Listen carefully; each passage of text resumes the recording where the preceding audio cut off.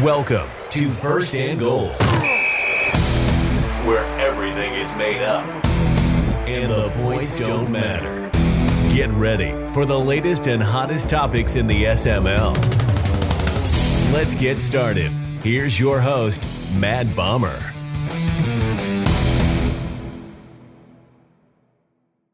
All righty, SML. What is up? It's your boy DW. I know. Big disappointment. I'm definitely not Bomber, but you know what? I'm going to do my best, and here we go. We got something special planned. This is First and Goal, obviously. And for the first time ever in the history of First and Goal, we have on as a contestant, or I guess not a contestant, but Bomber. Bomber's here. Bomber, Yeah. you're a guest. You're on your own show, dude. What's up, man? I think it's the first time. I'm not sure. I think Prime might have run it once. I can't remember, but it might be the first time. I'm sure he'll let me know about it. Yes, he will. And with Bomber, we have the whole entire cast, the rest of the cast of the AFC North. What's up, fellas? What's up, everybody? What's up? Going on? All righty. Well, with that being said, we'll get this all started. First question. The lovable, huggable straw, the SML's favorite smile, has more rule violations and suspensions than any other SML member this cycle, and has also been a regular in the bottom 5 of chat activity all cycle. My question to you guys is, why does Straw have such a long leash here in the SML compared to others? Other members, who have been replaced this cycle for far less rule violations, and in most cases, a lot more chat activity. And with that question, we'll start with you first, Bomber. All right, so this is an easy one. Straw does have the most. I mean, it was good of you to your first time hosting. You kick one of your guests right in the teeth as soon as he starts. But he does have the most. But two things. One, he's been here all cycle. So there's guys that are pretty close on those suspension lists that have not been here all cycle. And two, for the most part, he doesn't repeat the same things over and over. He's only got 3 ratio breaks, which is the same as or more than QP, or same as or less than QP, Not Nice, MMX, Tiny. All those guys have at least the same amount, maybe more. Dan is only 1 behind Straw. So is it really that bad that he's got 3 if Dan's got 2? I mean, Prime had 2 last cycle. So 3 doesn't really seem that bad. And the others are like, I think there was like an illegal 4th down or something. Not really a huge deal. There's very few guys that do more content. He does SML Countdown. He does a playoff game pretty much every year. I really don't think if I was ranking the guys to go, I don't think Straw would even be in the bottom 10. Man, I don't think you could have said it any better, Bomber. All right, Alrighty, Torque, what do you think? I'll take all the points. And Torque, what do you think, man? I mean, my big thing is, look at this guy smile over here. Smile is just lighting up the world over there, right?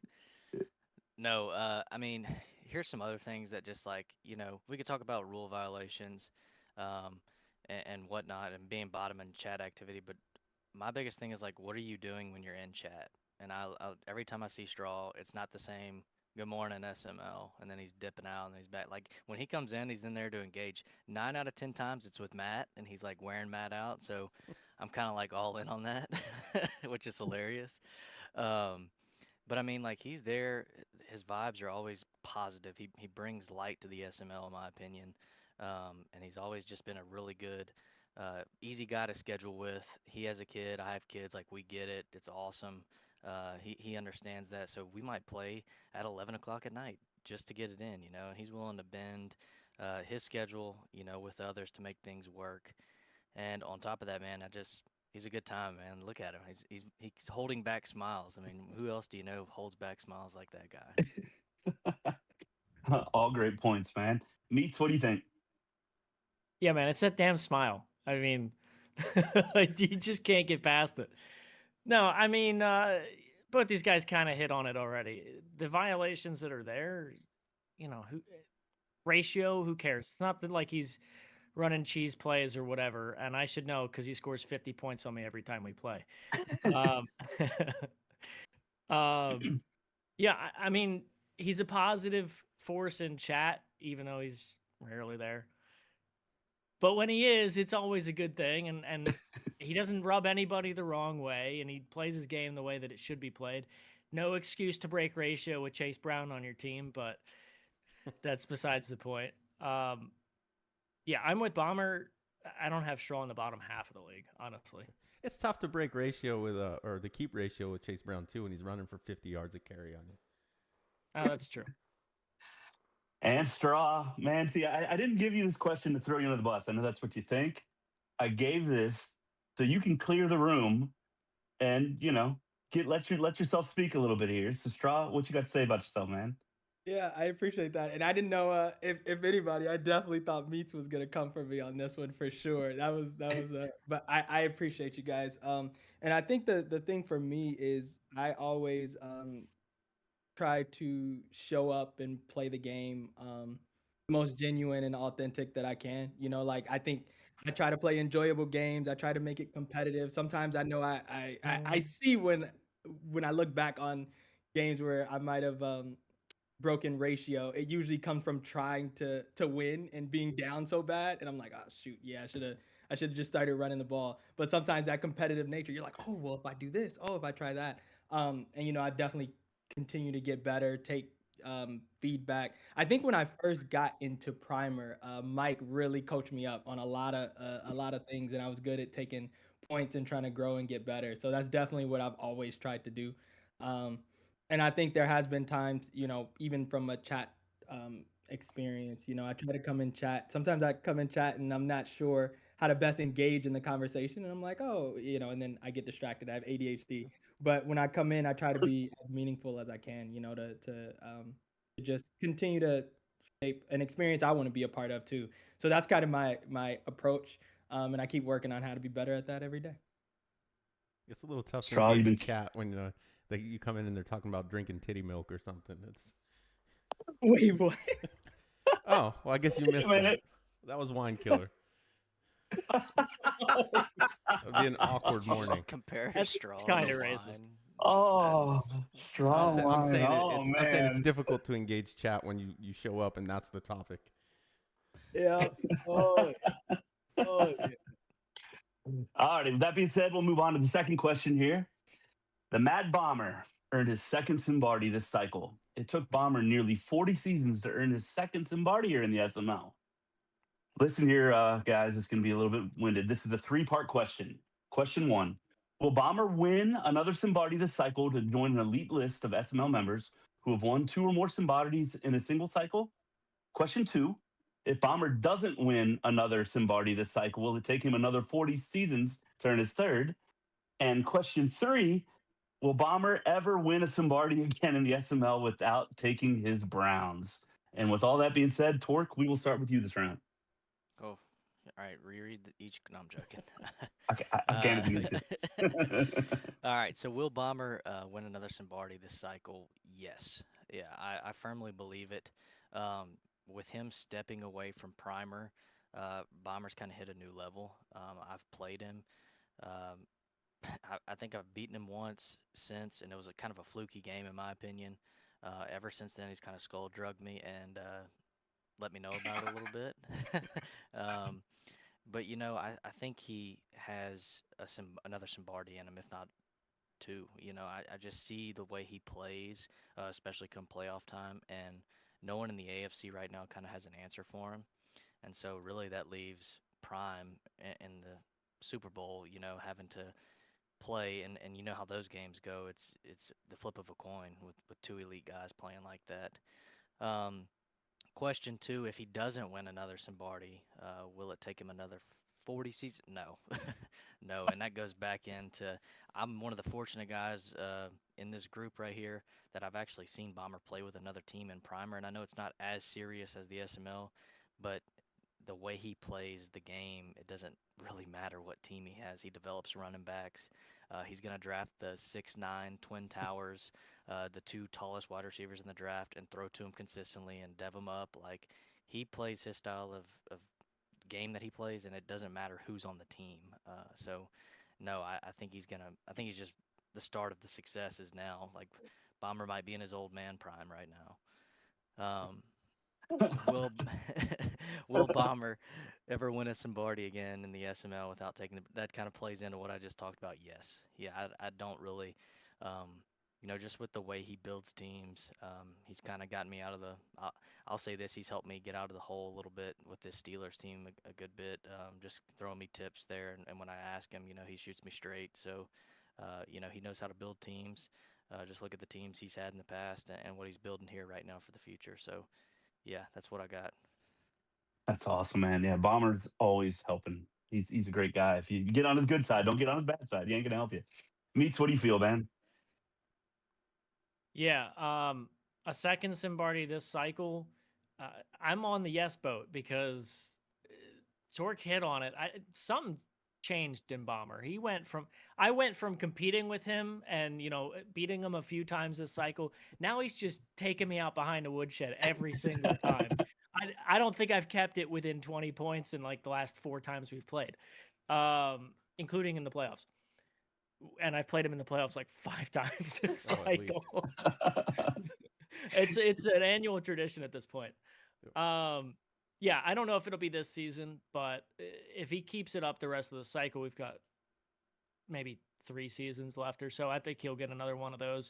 It's really just Dan and QP if he's not tanking in the AFC. So if he gets lucky, he might not even have to play one of those guys, and then it's going to be Prime in the NFC, and he's shown an ability to beat Prime in the Super Bowl before. So, yeah, I think he gets another one this cycle. No, it won't be 40 seasons, even if he doesn't win one this cycle, because he's going to go back to the Browns next cycle, and then he's going to win season 3 or something. Yeah, DW, good luck with that. Will he win a Simbardi again without taking the Browns? That I don't know. I'm going to say no, just because I don't think he's not going to win a Super Bowl. I think he's just not going to not take the Browns from now on. I mean, he already alluded to that in chat the other day. Both of his titles were with the Browns, and he went a couple of years there in between with different teams, and it just didn't seem like the same Bomber there. He hit the playoffs, and he wasn't really known as that folding chair just to throw it out there, but he just wasn't getting the job done in the playoffs. Yep. And now with the Browns, it's had a slow start to the cycle, but he's really, really picked it up in the last couple of seasons. I think he's going to win multiple Super Bowls with the Browns in the coming 2 to 3 years. Nice. Straw, thoughts? Yeah, I'm loving this. This is a big old AFC North love bomb. We're just all love bombing on each other. I'll wait till I get to answer. So will Bomber win another Simbardi this cycle? Absolutely. To everyone already said it, and it was interesting because when we the first season of the cycle, I played Bomber.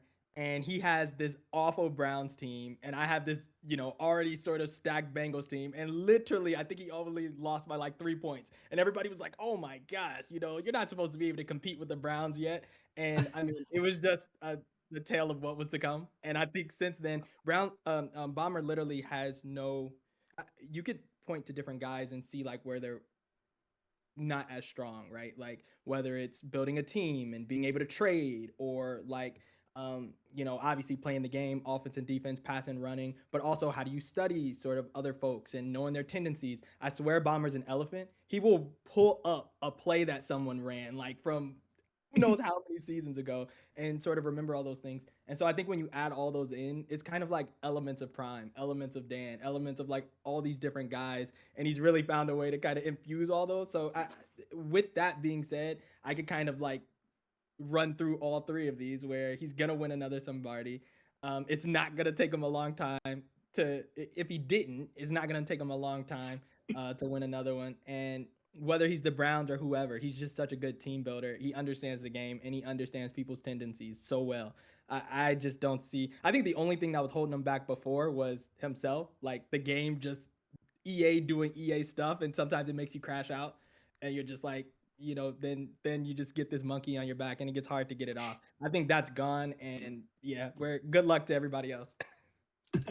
Bomber, nothing but love so far. You ready to tear this thing down? These guys are insane. It took 40-something seasons to get a second one.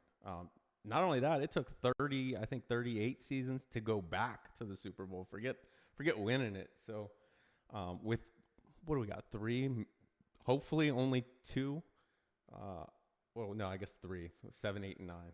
Hopefully not a 10th one, but 7, 8, and 9. Seriously. You figure Dan has to get one, right? There's no way you take the stacked Texans and then you don't get one. So Dan's got to get one.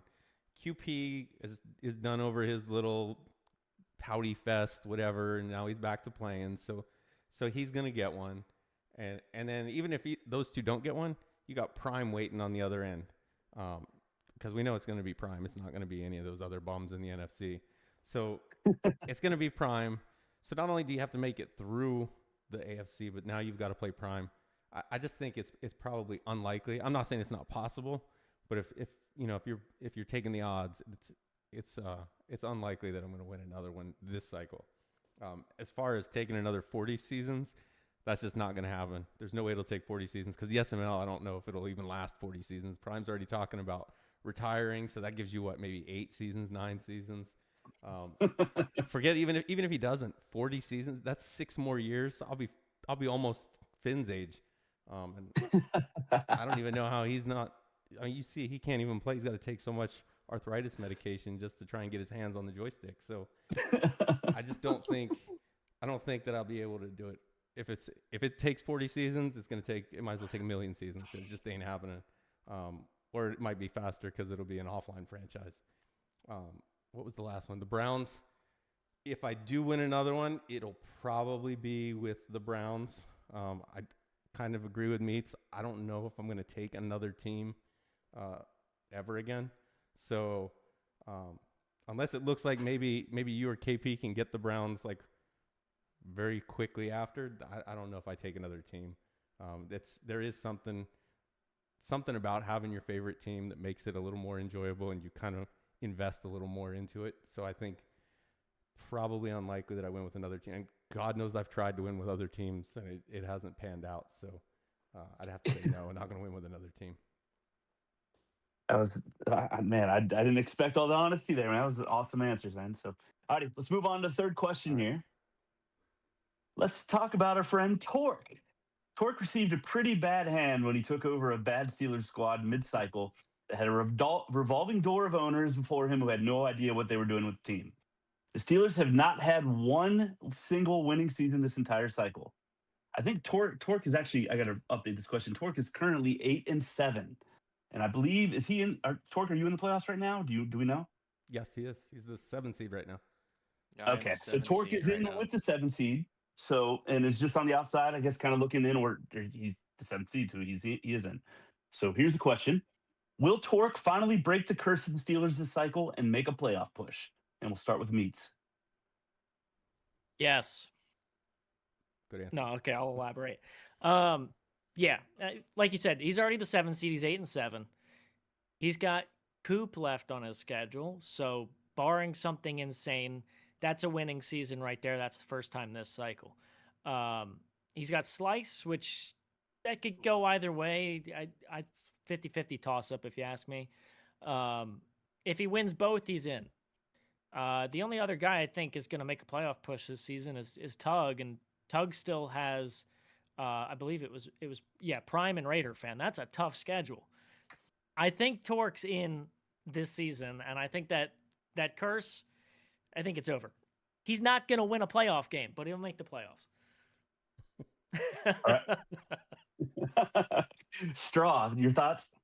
Oh yeah, I've said it since Torque got in here as the Steelers owner. I think Torque, he, like you said, he had a bad hand with that team, and it was tough to crawl out of that hole. But I've played a lot of great matches against Torque, and it was just a matter of time. You know, that was always my thought. It was just a matter of time. And this division will do that to you. We are tough. We play each other tough, and I think it just makes us better. So Torque is definitely gonna obviously have a winning season. Meats just sort of alluded to it there. Good luck in the playoffs because Meats and I have been awful. So we'll see if you can do any better next to Bobber. So, but yeah, for sure. Hey, speak for yourself. I can speak for myself. I've been awful. All right, Bomber. So I actually So we had planned to do this show a few days ago, and I had this as a no because it wasn't looking good.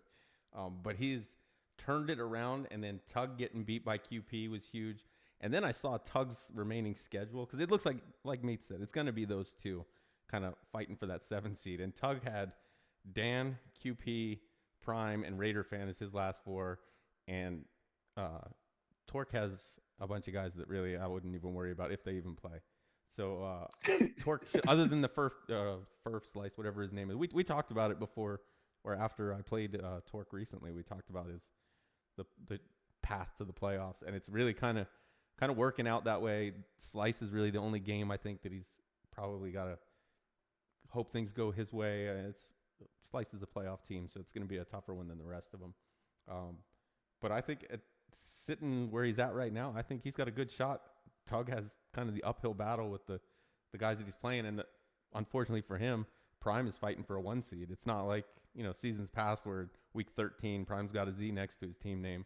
He's fighting for that 1 seed. So I think Torque makes it, and I hope Torque makes it. I mean, I think that'd be great for him. I mean, he coming from a team that had 2 guys that were absolutely clueless running a team. You had Smokey trade for CJ Stroud and then draft a quarterback. So you just screwed your team there between cap and wasting a pick, and then God knows what Nightcrawler was doing. I mean, he's historically SML bad.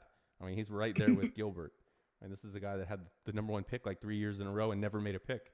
So you look at what Torque had, he should have a haul for those picks. He got nothing. So I think it's great that Torque gets in, and it has nothing to do with me possibly being the number 2 seed. So, yeah, I think he gets in. Torque, the floor is yours, man. What you got to say about yourself? Oh man, really, like they all have said, and like the question said, I've inherited a dumpster fire in Pittsburgh. I mean, when I opened the roster, I was shell shocked, so shell shocked that I DM Bomber and like kind of panicked and was like, "Hey man, like, can you take a look at this team and like see where I can even start?"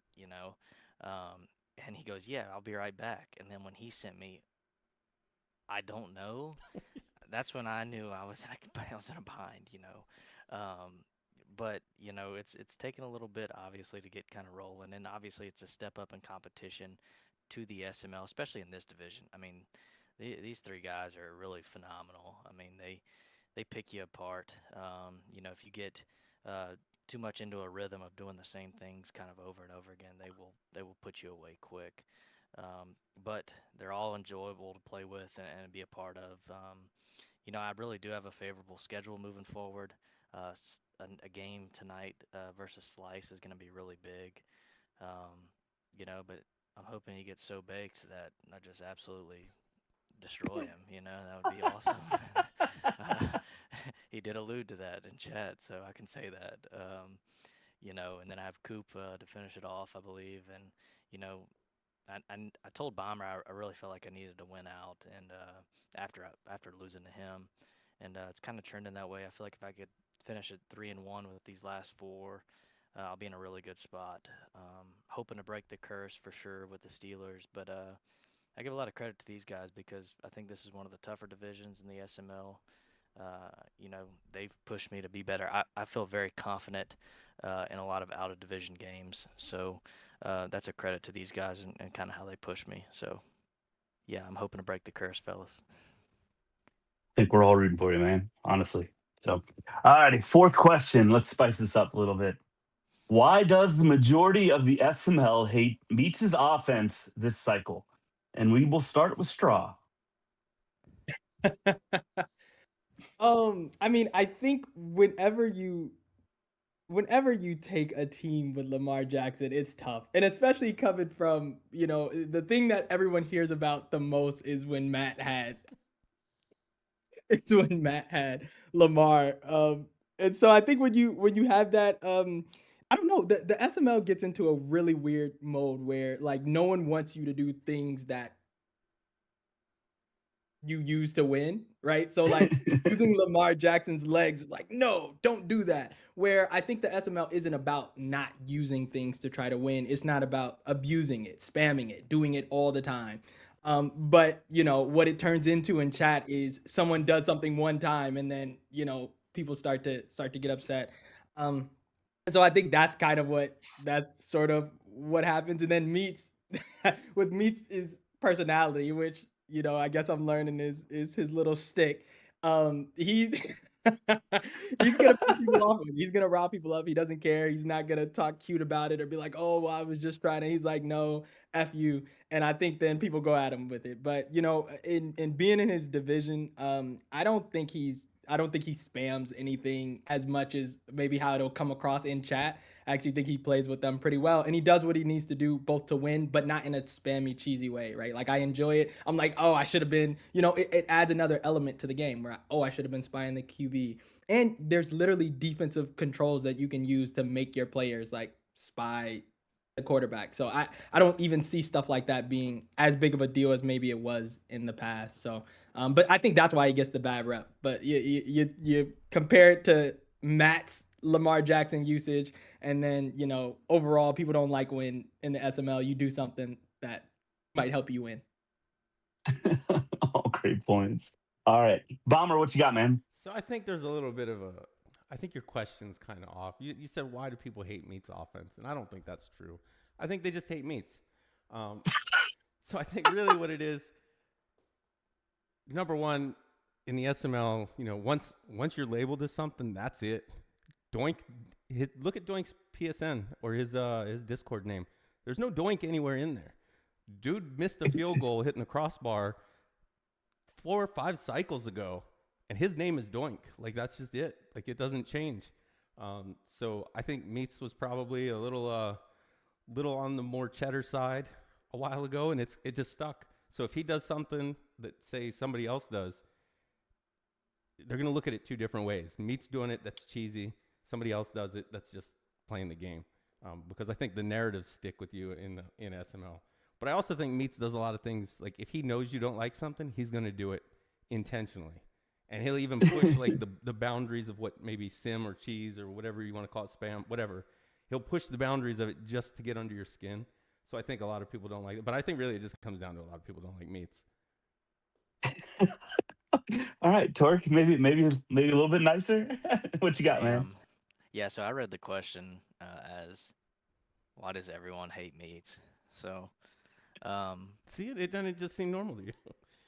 Yeah, like, I mean, what's not to hate? I mean, he's got a Darth Vader mask on right now. He's got a Ravens jersey on. Like, what are we? I'm kidding, Meats. I'm just kidding, man.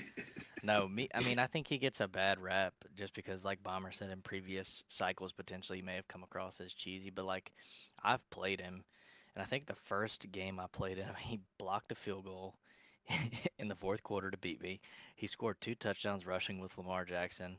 But it wasn't like, I never once was I like, damn, this dude's a straight up cheese ball, like it never came across like that. And he wore my ass out in chat, about it. Like, oh, just welcome back to the SML, buddy. Like, I just blocked your field goal. But he's gonna, like Bomber says, he's gonna peel back the layers and try to get as close as he can to the heart, and that's part of his game. That's part of how he wins, and some people fall into the trap. And it's similar to, like, oh God, I can't believe I'm going to say this. Not comparing Meats to Prime at all, but Prime does that same thing where wow, Prime plays just like Meats. You heard it here. Oh God. Oh no. But Prime plays that game where he's gonna peel back the layers of the onion a little bit, and try to get under your skin, especially if you're playing him. And so I can see Meats doing that more so with his game style a little bit, like. If he knows you don't like RPO, he may come out and run an RPO first play of the game just so you're already at that in your head, like, F this dude, man. I do not want to play him right now. And then he ends up beating you by 4 touchdowns, It's just like crazy, So I think he's just, like Bomber said, he's gotten a bad rap over the years potentially. But anytime you do take Lamar Jackson, you inherit that. I mean, that's just what you're going to inherit to begin with, unless you're Matt and you're just going to run HB dive in 20-minute games. But I think you inherit it when you take the Ravens, and then I think a lot of people just hate Meats too. So that plays hand in hand. All righty, and Darth, what do you got to say, man? All right, first of all, I'm just going to point out that we're saying, oh, Straw's got such a beautiful smile. Oh, Torque's going to make the playoffs. Oh, how many Super Bowls is Bomber going to win? And then it's just fuck meats. All right, so thanks a lot, DW. Honestly, I don't think anybody really hates my offense. I think the guys are more like, I think they're right. It's more about reputation. And I'll be the first to admit, yeah, I will fuck with you if I know you don't like something. I will come out and run it the first play of the game.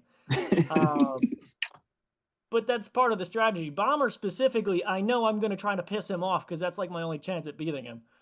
There's some other guys in here I won't name that are probably the same way. But QP. you said it. I said it.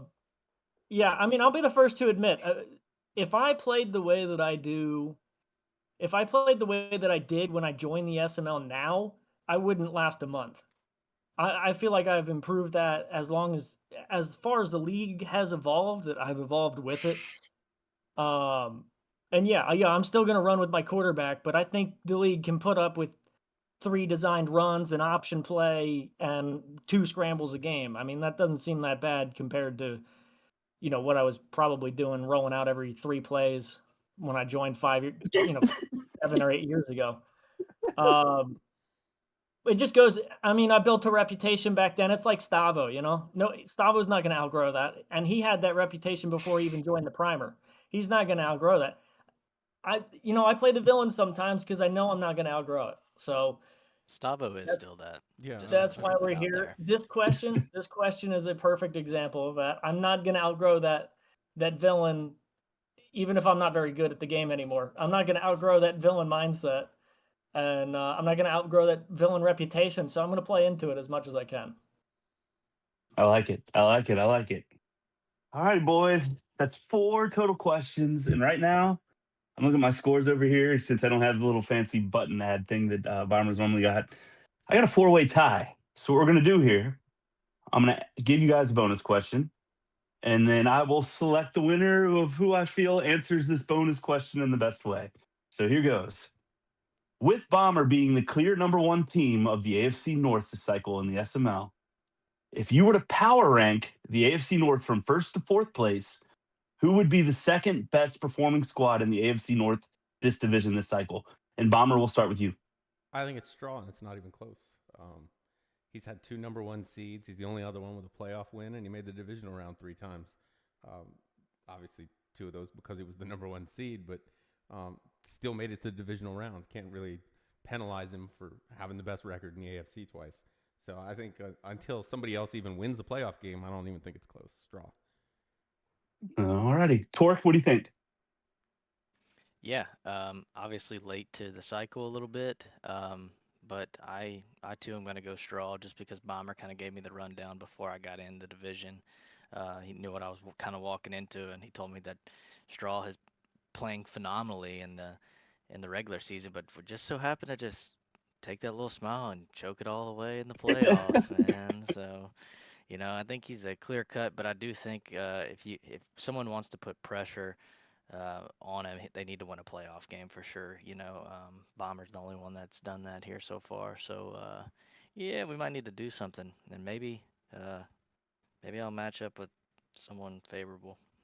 Not throwing any names out there, but who knows? You want to kind of hint one? No, I want to make the playoffs first. Start talking Good answer. Great answer. Audi Meats, what you got on this one? I got to go with myself, right? Straw and I have been back and forth all cycle. We've been back and forth all cycle. He beats me twice a season, and I beat him twice a season. Yes, he has one more division title than I do. Yes, he has made the divisional round, and I've yet to do that. But we've both got no playoff wins, and I've been more consistent throughout the season. I did go 7-10, I think, one season. But that's my only losing record this cycle. Straw's got higher highs, lower lows. I feel like I've been the most consistent. I actually have a division title as well. And I think what it was, yeah, I came in second the 2 years that, or was it third, second or third, that the 2 years that Straw won the division. But I've been in that top two. I've made the playoffs more times than he has. No, I don't have a win to show for it, but you know, I don't know. I think if Torque comes in and wins a playoff game or two, he might take that already over. All righty. Shout out to Straw. the summer seasons. Yeah, I don't think we're saying too much battling for 2 and 3 because we're so far behind Bomber, and it's so far behind that literally Torque could catch us with a good playoffs season here. But I'm not mad at Meats. I would say the same thing if I was him, and so of course I'm gonna have to go with myself. I'd put myself at 2. And it's really that playoff win against Slice. If I didn't have that, it'd be much more of a toss-up. But I think I'm kind of going downhill fast right now with this season. So I'm gonna have to turn some things around. But yeah, I'd go obviously Bomber at 1, me at 2, Meats at 3, and Torque at 4 right now. I like it. All righty, I got to pick a winner here now. I'm going to go with the guy that voted for himself here, and I'm going to give the floor to Darth over there. But with your 10 seconds, you have to wear the Darth Vader mask. All right, you're going to give me a second. Deal. It's got it in like a safe. I don't know. I think that's on right. Yep. Looks good. All right, I'll just say I 30 got this seconds. when I was like 8 years old for Halloween, so it still fits somehow. I had a big ass head. Still do. Listen, here's the thing. I'm just gonna go out here and try to win every game that I can, and you know these guys are great. I want to win another division before the cycle's over. That's all I gotta say. And that is it, SML. That's this week's episode of First and Goal. And thank you guys for listening. And we need to find another division to do next. So look out for your DMs. I'll probably be messaging you guys. So that's it. Thank you, guys. All right. Thanks, DW. Thanks for listening to First and Goal. Be sure to check out Mad Bomber TV on Twitch and YouTube for the latest from the SML. And we'll see you next time on First and Goal.